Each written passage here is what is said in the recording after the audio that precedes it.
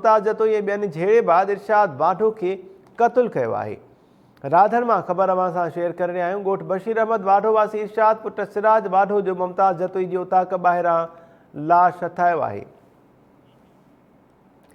तफ़सील मालूम कयूं था टाइम न्यूज़ राधन जे रिपोर्टर ज़ुल्फ़कार जुड़ियो खां। ज़ुल्फ़कार, छा अपडेट्स आहिनि इन बाबति?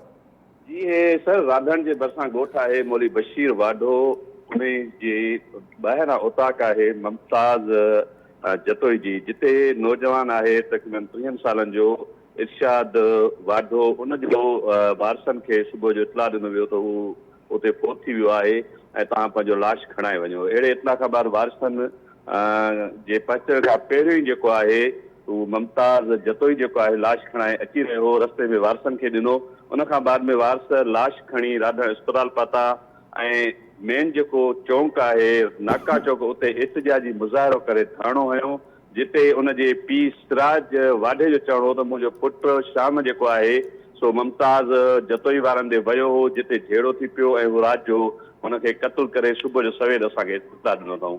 ॿिए तरफ़ जेको आहे लाश पोस्टमार्टम लाइ अस्पताल पहुचायो वियो आहे। पुलिस जेका आहे इब्तिदाई जांच करे रही आहे। जी ज़ुल्फ़कार जुड़ने जो महिरबानी तफ़सील ॿुधाइण जे लाइ।